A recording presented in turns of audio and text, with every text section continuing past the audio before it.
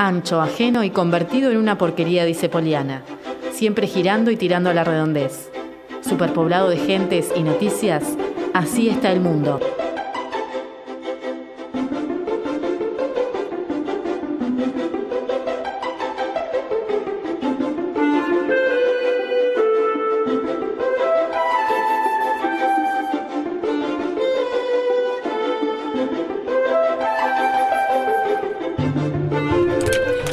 Bueno, y ahora sí, estamos con nuestro espacio, uno de nuestros espacios preferidos sin dudas, que es Así está el mundo, para comentar un poco algunos de los hechos más importantes que están pasando en la región. En este caso, el tema ineludible parece ser la situación que está viviendo Brasil en estos días, ¿verdad? Que bueno, también nos va a comentar un poco y vamos a reflexionar en torno a lo que son estas manifestaciones aparentemente bastante masivas, pero que en realidad hay quienes dicen que para lo que son las dimensiones de Brasil no son de la relevancia que de repente se hubiera esperado a priori, ¿no? Sí, exactamente. Y bien, el domingo pasado, cientos de miles de personas, se calculó aproximadamente entre 500.000 y 600.000 personas, se distribuyeron entre 150 ciudades de Brasil con el eje principal en San Pablo, ¿verdad? La manifestación básicamente se trataba de exigir la salida de la presidenta Dilma Rousseff, ya sea hacerle un impeachment, que es un juicio político, o de instigar a que ella renunciara, digamos, a la banca presidencial, a la cual había asumido a fines del año pasado, ¿no? Recordemos, Brasil tuvo elecciones el año pasado, unas elecciones muy reñidas, que gana muy justito, Dilma gana con un 51,6% frente a el candidato de la oposición de Aécio Neves, que obtiene un 48,4%, con una campaña que fue muy dura, donde estuvo por un lado todo el tema del Mundial de Fútbol, que despertó un montón de movilizaciones, y también ya los casos de corrupción de Petrobras que empezaban a asomar y los juicios que se venían en ese sentido, sumado a una supuesta, como llamaban los medios, inicio de crisis económica, ¿verdad? Una desaceleración de una economía brasileña que en los últimos años había crecido exponencialmente, ¿no? Más de entre 8 y 10 puntos durante varios años seguidos, empezaba a tener su primer estancada, digamos, y primeras caídas a nivel trimestral en el PBI, ¿verdad? Sí, sin dudas. Igualmente todo indicaría que Dilma sorteó bastante bien los episodios del año pasado, ¿no? Porque bueno, de hecho logró ser reelecta, le costó bastante, es verdad, pero bueno, como que la remó bastante de atrás. Nosotros recuerdo que acá en Te Digo la Otra hicimos como un seguimiento en el que, bueno, las encuestas de intención de voto eran lapidarias con ella, sobre todo en lo que tiene que ver con la primera vuelta, que como que se sobreestimó muchísimo el fenómeno de Marina Silva. Y bueno, posteriormente ella logró convencer a la mayor parte del pueblo brasilero, ¿verdad? De que la volviera a elegir, y recuerdo que hizo algunos compromisos bastante fuertes, sobre todo en materia de corrupción. Sí, exactamente. Dilma, que en su discurso siempre fue sumamente dura, y que durante su primer gobierno también da de baja a varios ministros que se empiezan a ver salpicados por el inicio de por el llamado Mencelao y todos los otros juicios que se inician contra varios políticos brasileños por caso de corrupción de políticos que pertenecían, ¿no?, al Partido de los Trabajadores. Con un discurso muy firme en contra de la corrupción, Dilma logra sortear esta instancia electoral y asume su segunda presidencia, y la cuarta para el Partido de los Trabajadores, ¿verdad? Con el desgaste que obviamente un cuarto periodo de gobierno consecutivo le infiere, ¿no?, a todo partido, y con una oposición que estaba o parecía haberse enriquecido, digamos, de ciertos discursos que estaban tomando en Brasil, ¿verdad? La de ayer, la del domingo, es la tercera gran protesta que hay, digamos, contra el gobierno en 6 meses. Apenas 6 meses de ingreso de Dilma al gobierno brasilero por su segundo mandato, y esta es la tercera protesta. Pero no es de las mayores. La primera es allá por marzo, y es respecto específicamente al caso de Petrobras y todo lo que surge de los primeros juicios por casos de corrupción en Petrobras. Y esa manifestación tiene aproximadamente 1.300.000 personas que salen a la calle en realidad a protestar en contra de los casos de corrupción y no específicamente del gobierno de Dilma, ¿verdad?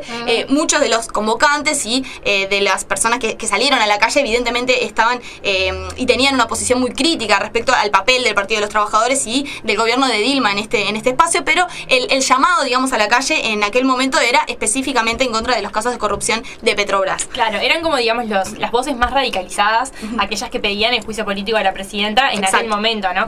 Igualmente, como que la figura de Lula todavía estaba bastante por fuera de todo, ¿no? Como que se mantenía bastante limpio de lo que eran las protestas, pero bueno, en estos últimos días sí se ha incluido muchísimo la figura de la presidenta en particular y sobre todo de Lula, porque hay quienes están hablando de que, bueno, puede ser un potencial candidato en las próximas elecciones nacionales y que lo que está tratando es como de frenar, bueno, esa vuelta a la campaña electoral. La figura de Lula, ¿no? Siempre rodea, claro, ¿verdad? Lo que es la política brasilera, porque es el principal líder político que tiene hoy Brasil, ¿verdad? Y si bien tuvo todos los episodios del Mencelao, siempre se habló de que Lula, podría volver a ser presidente de los brasileños. Pero lo que mencionábamos es, y lo que mencionan los medios, ¿verdad? Es que Brasil está atravesando una crisis económica, institucional y política, ¿verdad? La económica tiene que ver un poco con lo que mencionábamos, ¿no? Hay una contracción de la economía brasileña que se calcula para este año va a ser de aproximadamente 2%. El año pasado decreció, pero cerca de un 1% la economía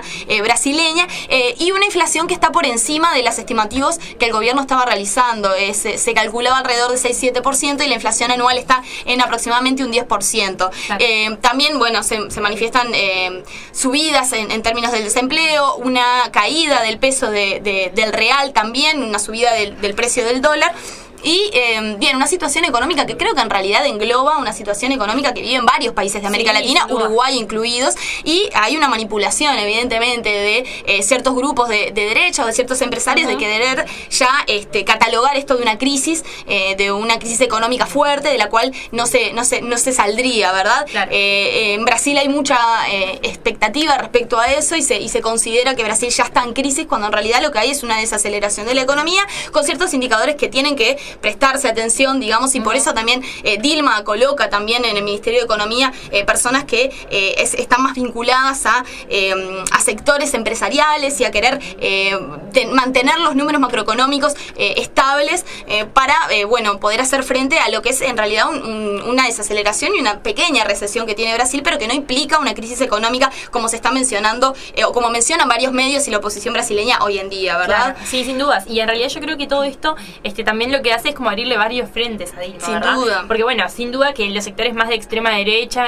los más reaccionarios, son los que están pidiendo incluso hasta una intervención militar, ¿no? Pero bueno, después hay sectores de derecha que son una oposición más democrática, pero además dentro de la propia izquierda, incluso en el interior del Partido de los Trabajadores, ella está recibiendo muchas críticas por estas políticas justamente que decías recién también, bueno, más como de austeridad, ¿no? De recorte de gasto. De ajuste, que se le llama, exactamente. Claro, entonces creo que eso le puede abrir como más frentes de repente con lo que son los aliados tradicionales del Partido de los Trabajadores, ¿no? Sin duda. De todas formas, hoy en día como la cuestión de la crisis económica ha pasado en segundo plano y asoma como esa cuestión de crisis institucional y crisis política, ¿verdad? Y la crisis institucional se genera a partir de, estos casos de corrupción en realidad en Petrobras, que le dejan a la empresa estatal de petróleo unas pérdidas de más de 2.000 millones de dólares, ¿verdad? Y eso genera obviamente implicancias en lo que es el PBI, en la recesión, el proceso de recesión que vive Petrobras. La mayoría de los directivos han estado ya manchados por lo que ha sido estos casos de corrupción dentro de Petrobras y han caído figuras muy aliadas a Dilma. Es el caso, no recuerdo el nombre ahora, pero de la principal directiva de Petrobras, quien era mano derecha de Dilma. Ella fue enjuiciada, digamos, por haber cubrido, en muchos casos ni siquiera era los casos de corrupción directos, sino también cubrir casos de corrupción que se generaban, y una política a nivel institucional de Petrobras ya como bastante aceitada, ¿no? De cómo desviar fondos, y el tema principal es hacia dónde iban esos fondos, ¿verdad? Porque, la oposición maneja que los fondos iban en realidad y que fueron muchos de ellos a la campaña política que se realizó en 2014, lo cual no ha sido comprobado. En realidad son solamente suposiciones que hace la oposición para tratar de generar lo que mencionamos, ¿no? El impeachment, el juicio político. Si esto se llegara a comprobar, Dilma la tendría realmente complicada y tendría que vérselas con un juicio político, ¿verdad? Pero la crisis a nivel institucional se basa principalmente en Petrobras, pero a esto se suma la crisis política, ¿verdad? Porque ante un triunfo de Dilma, que es ajustado con una oposición que en el Parlamento empieza a tomar cierta fuerza, se le suman, por un lado, el alejamiento de su principal socio, el PMDB, claro. el partido del Movimiento Democrático Brasileño, quien ha sido el socio del Partido de los Trabajadores, más que nada a nivel parlamentario, para poder contar con los votos de pasar todos los proyectos de ley que sí se realizan, que ha sido sumamente crítico. De hecho, se suma a las últimas manifestaciones y que parte de la bancada ya está bastante quebrada a la interna para darle los votos y poder pasar las diferentes leyes que se necesitan dentro del Congreso.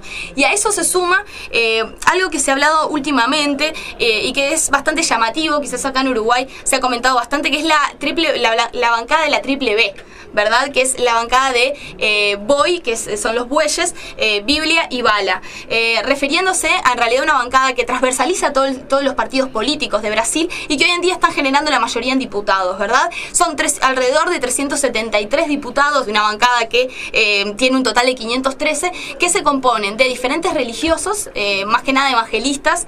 Nosotros hemos mencionado ya en otros programas la importancia que los evangelistas a nivel de poder social y económico, y ahora poder político, tienen dentro de lo que es Brasil.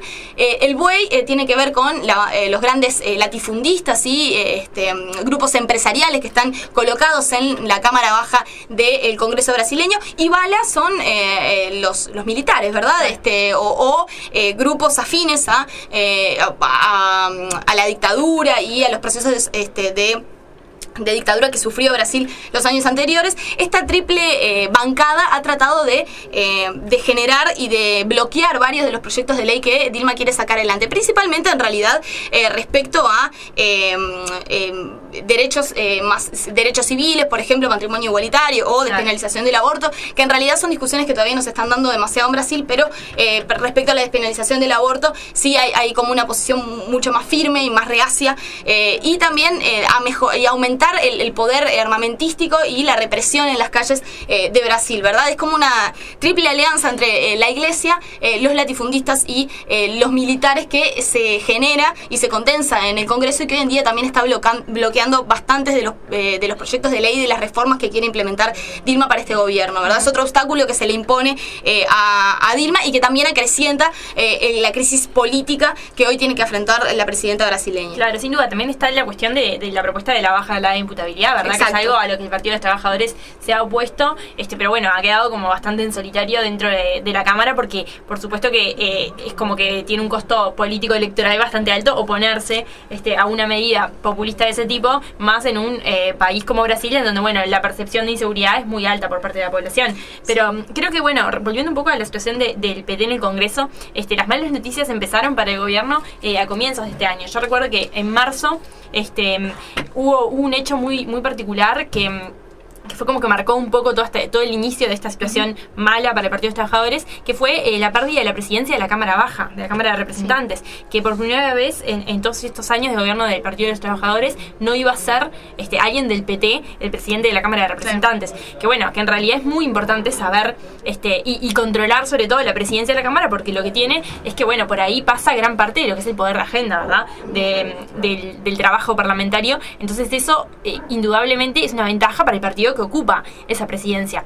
La cuestión fue que el PT no logró generar los consensos ni las alianzas necesarias para eso, y ahí empezó como todo un debilitamiento también a nivel parlamentario, claro, en el que tiene menos incidencia a la hora de, por ejemplo, elegir qué cuestiones se van a tratar más prioritariamente que otras, qué proyectos pasar y qué proyectos no, a qué cámara empieza cada proyecto, en qué comisión se van a tratar. Es decir, creo que ahí como que empezó un declive a nivel parlamentario que puede llegar a complicar la situación legislativa, ¿verdad?, de Brasil, y sobre todo se puede generar como una especie de bloqueo, porque si el Parlamento justamente es tan recalcitrante como describía Tamara recién, por este eje conservador que se ha conformado de forma bastante exitosa al interior de la Cámara de Representantes, creo que, bueno, se puede dar como una situación de repente de que los dos poderes del Estado queden enfrentados a la hora de sancionar legislación o de tratar de frenar legislación que propone el Ejecutivo para poder llevar adelante políticas públicas. Es decir, la situación creo que está bastante complicada, y en el Legislativo puede haber un foco importante de avance conservador. De conflictos, y más pensando que es en realidad el primer año, ¿no?, del gobierno de Dilma. volviendo entonces a lo que son las manifestaciones, ¿no? Esta es un poco la situación que se ha dado y que se ha gestado estos últimos meses en Brasil en términos más institucionales, ¿verdad? Pero se conforman, digamos, ciertos movimientos como Brasil Libre, Vem pra Rua y Revoltados Online, que son en realidad grupos de la sociedad civil, digamos, que han logrado canalizar toda la cuestión de la corrupción a la interna y que quieren un impeachment para Dilma o que ella se vaya. Sostienen que, bueno, que en realidad el principal pancarta, digamos, que ellos tienen es más que nada la lucha contra la corrupción, ¿no? Y sosteniendo que en realidad Dilma se tiene que ir por esa situación que se ha generado y esa desconfianza que existe hoy, es el sistema político producto de los casos de corrupción dentro de Petrobras, ¿verdad? Pero, sin embargo, cuando uno sale y ve las imágenes, ¿no? de las manifestaciones en la calle, tienen algunas pancartas, por ejemplo, de intervención militar ya, ¿no? O sea, queda como bastante es bastante como compleja, digamos, todas las luchas que se dan dentro de esa, y como las pancartas, digamos, que se sacan dentro de esa manifestación que hoy en día saca a la calle estos movimientos sociales brasileños, ¿verdad? Quizás la diferencia con las otras movilizaciones anteriores es que el sistema político, y en particular los partidos políticos de oposición, han empezado a capitalizar ese movimiento y esa movilización social que surgen en estas tres instancias, ¿verdad? Y en la última oportunidad, tanto Aécio Neves en San Pablo como Fernando Enrique Cardoso participan de lo que son estas marchas y llama mucho la atención que un institucionalista tan nato como Fernando Enrique Cardoso, ¿no? Y defensor, se supone, ¿no? Y un estandarte dentro de lo que es la política brasileña de defensa de la democracia, como él sea también, como él ha tratado de ensalzar su figura, salga a decir que en realidad Dilma tendría que hacer un gesto de grandeza e irse, ¿no? De la presidencia. Realmente es llamativo que Enrique Cardoso tenga como esa postura y haya tomado esa postura frente a las manifestaciones y a los casos de corrupción que se han generado, ¿verdad? Pero también hay manifestaciones, salen en estas últimas manifestaciones, salen a apoyarlo varios políticos del partido que está aliado con el PT, ¿verdad? El PMDB. Por ejemplo, el vicepresidente Michel Temer empieza a respaldar y a generar simpatía, digamos, con estos movimientos que salen a criticar el gobierno de Dilma y que piden la salida de Dilma del gobierno, sosteniendo que ya es insostenible la crisis a nivel institucional y político que se ha generado en torno a estos casos de corrupción. Sí, sin duda, es tremendo, aparte recibir el apoyo institucional de repente de estas cabezas de sectores o partidos, porque sin duda como que legitima este tipo de manifestaciones que en muchos casos, por supuesto que hay personas que asisten con intenciones que no son las de derrocar al gobierno, pero claramente hay alguna intencionalidad desestabilizadora detrás de gran parte de los sectores que asisten a este tipo de marchas. Entonces, en realidad es como bastante curioso ver de repente al líder del Partido de la Socialdemocracia Brasileña, Aécio Neves, que acepte, por ejemplo, ser arengado del grito de presidente, cuando en realidad, es un tipo que perdió en elecciones democráticas hace cuestión de meses, ¿no? Y que aceptó su derrota, además, ¿no? Su derrota, claro, democrática, totalmente. Pero también me gustaría resaltar un poco lo que fue el rol de los medios de comunicación y sobre todo algunas corporaciones económicas que han tenido un poco que ver en todo esto, sobre todo lo que es el grupo, de la Red Globo en particular, que ha sido gran opositor del gobierno del PT en general, la revista Bella primero, y luego de Dilma, claro. Claro que hay una convocatoria de algunos medios de comunicación a asistir a estas manifestaciones. Pero el otro día, escuchando a un analista político que en realidad, tenía clara inclinación a favor del gobierno de Dilma Rousseff, él lo que reflexionaba era algo como bastante curioso, que decía que en realidad había algunos grupos del poder económico que últimamente se habían estado moderando un poco en lo que eran sus convocatorias a este tipo de marchas y sus reivindicaciones a la hora de asistir, porque decía que eso podía desestabilizar también los mercados y que en realidad podría repercutir negativamente en lo que eran los negocios y los intereses económicos de estos grupos. Entonces, en realidad, él lo que tenía como bastante esperanza de que, las negociaciones de Lula lograran generar algunos consensos importantes en los distintos grupos de poder que integran el Estado brasilero y que bueno, que en realidad se pueda llegar a neutralizar un poco estos intentos de repente, bueno, además de impeachment y demás, como que bueno, se puedan llegar a moderar un poco y que en realidad se busque la estabilidad política para justamente seguir en un camino de estabilidad económica, ¿no? Hay que ver cómo sucede todo esto. Hay que ver en qué queda. Un par de cuestiones que está bueno mencionar, ¿no? En primer lugar, los nuevos métodos que ha tomado la derecha, los grupos de oposición a los gobiernos de izquierda que están en el poder, tanto en Brasil, pero también en Ecuador y en Venezuela, ¿no? Asistimos a nuevas movilizaciones que en realidad vienen, la salida a la calle, digamos, de sectores de la derecha, que cooptan, digamos, como esta nueva forma y esta metodología, digamos, de manifestarse y de luchar en contra de, bueno, cuestiones políticas, ¿verdad? Es como un nuevo método que también le genera como, es como llamativo, ¿no? Porque por un lado yo veía y leía algunos manifestantes de Brasil Libre y demás que sostenían que, bueno, que en realidad con esta movilización masiva ya tenía que solucionarse todo el problema, ¿no? Todavía les queda algo por aprender respecto a la movilización a nivel de las calles, ¿verdad? Y como otra cuestión más para mencionar es, bueno, parece que recuerdo el año pasado cuando nosotros mencionábamos y charlábamos sobre todo las manifestaciones en torno a la realización del Mundial y las exigencias que la ciudadanía brasileña hacía, ¿no? Como mejoras en términos de servicio, de acceso a servicios públicos y demás. Y decíamos, bueno, es una marcha medio amorfa, porque en realidad es un montón de gente que se manifiesta, pero por distintas cuestiones, y gente que ya pedía la salida del gobierno de Dilma, y otras que en realidad manifestaban pidiendo y exigiendo mejoras de un gobierno que en realidad los había mejorado en términos económicos y sociales, ¿verdad? En realidad era como una exigencia a que siguiesen mejorando ciertas cuestiones que les habían permitido avanzar y mejorar en términos socioeconómicos. Bueno, parece que en realidad se canalizó finalmente como ese descontento popular, se canalizó hacia la derecha y hacia el pedido, digamos, y la lucha contra la corrupción, ¿no? Entrecomillado, digamos, y el pedir la salida de Dilma Rousseff del gobierno, ¿verdad? Claro, también la situación de Dilma Rousseff en términos de popularidad y demás no era la que es ahora, ¿verdad? Sin que duda. Ha llegado a los niveles de popularidad que tenía, por ejemplo, el presidente Jorge Valle en Uruguay, ¿no? Sí. Que son realmente muy bajos. Y por último mencionar en realidad que esta lucha contra la corrupción que tanto la derecha ha tomado como pancarta, ¿no? Y que pareciera que hoy en día se rasgan las vestiduras por esta cuestión, es en realidad un problema que tiene el sistema electoral y político brasileño, ¿verdad? Un sistema donde está basado fuertemente en el personalismo de las personas que integran las cámaras y el Congreso, y donde en realidad los sobornos y la corrupción están a la orden del día para poder comprar los votos y poder aprobar y pasar las leyes.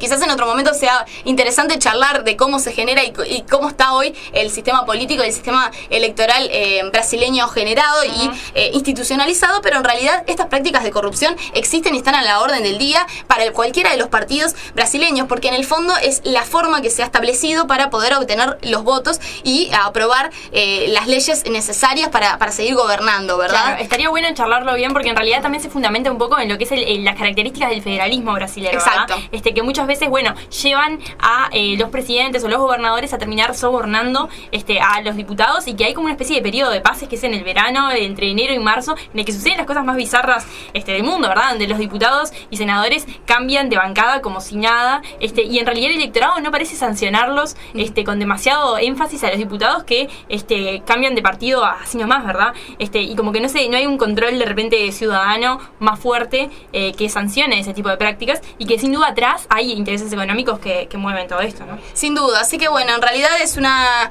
cuestión que seguramente va a ser analizada, digamos, y hay que ver un poco cómo prosigue, ¿verdad? Dilma está muy firme y ella sostiene que bueno, que en realidad la manifestación, las manifestaciones masivas en general son naturales de la democracia, y que en realidad es una manifestación más como cualquier otra, pero desde los grupos de la derecha y varios grupos económicos y el hecho de que el sistema político cada vez esté apoyando más este tipo de movilizaciones, hay que ver hasta qué punto va a poder Dilma tironear con esa situación y hacer de cuenta que en realidad no se le está tratando de boicotear un poco la ejecución y la continuidad de este recién iniciado segundo mandato de Dilma Rousseff.